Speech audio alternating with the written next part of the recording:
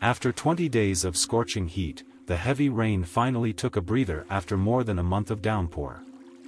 The flood had submerged all the buildings below the 20th floor, leaving us, the survivors, huddled together on the highest floor of the 31st. We prepared to seek a boat the next day to journey to Wunyang Mountain, 20 kilometers away. As night fell, the temperature dropped sharply.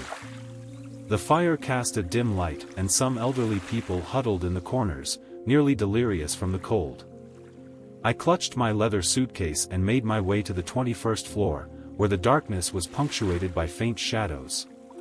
Liang Yu and his team had managed to secure a fishing boat outside the balcony of Unit 2105 with ropes. The boat's engine was long gone, but thankfully it wasn't a small wooden vessel that would have disintegrated by now. I brought them food, and after eating half a pack of dried meat, Liang Yu's spirits seemed to lift. I spoke up, "We must leave at dawn. I fear the rain will start again." The figures in the darkness immediately became serious. Liang Yu agreed that an early departure was feasible, but a single boat couldn't carry many people. We hadn't been able to find a second boat, and there were over 30 survivors just on the 31st floor, not to mention the rest of the building.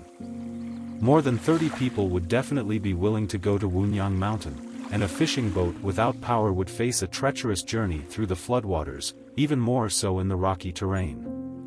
As I frowned and thought, Liang Yu proposed a solution. "We'll send out one group tomorrow morning. Lin Dong, you take the women, children, and the elderly, with Abu at the helm. About 15 people should be manageable. Abu, one of the twins, was a water sports athlete and would be capable of steering us through the treacherous waters." Old Mao, a worker from the boatyard, spoke up. "Today we saw at least 5 boats being swept downstream, but they were too far away to reach. If another boat comes our way, we can send out another group. The boats should get larger as time goes on, since the smaller ones would have already been overturned." They had already made their plans. I would leave with their families first, with only Abu, a young and strong man, to help me steer.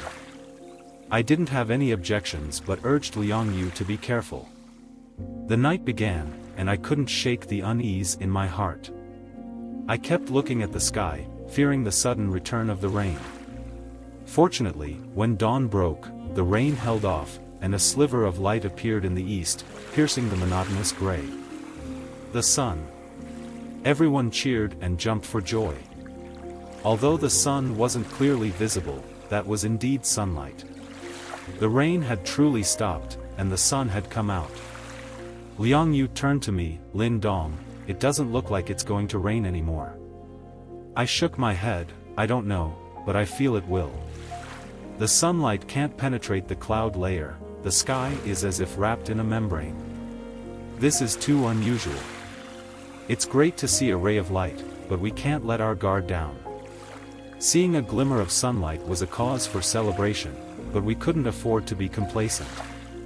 The sunlight didn't reach us, and I suspected that the earth was encircled by a ring of clouds. That single ray of sunlight was insignificant. Liang Yu agreed and decided to proceed with the original plan to send a group of people to Wunyang Mountain that morning. However, many were reluctant to take the risk now that the sun was out. "It can't rain with the sun," they reasoned. "Why take a chance on that rickety boat when we can wait for the floodwaters to recede?" Despite the sun's appearance, I knew we had to leave. I stood up and declared, "I'm leaving for Wunyang Mountain. Who's with me?" The crowd was torn, some hesitant, some fearful. But one by one, people stepped forward. Liang Yu supported me, and together with the twins, we gathered a group of 13 willing to make the journey. We left our food behind and embarked on the fishing boat, a vessel equipped with wooden planks for rowing, nylon ropes for stabilization, and tools for repairing the boat. The twins grabbed the planks and began to row, while Liang Yu secured the boat with ropes, instructing us all to hold on tight. As the boat moved away from the building, the speed picked up, and we all screamed as the boat surged forward. Thankfully, we had all held on, or some might have been thrown overboard. I nearly vomited from the motion and closed my eyes, taking deep breaths to calm my nerves. Ahead lay an endless expanse of floodwaters. The entire city was submerged, with only a few lonely high-rises standing amidst the deluge.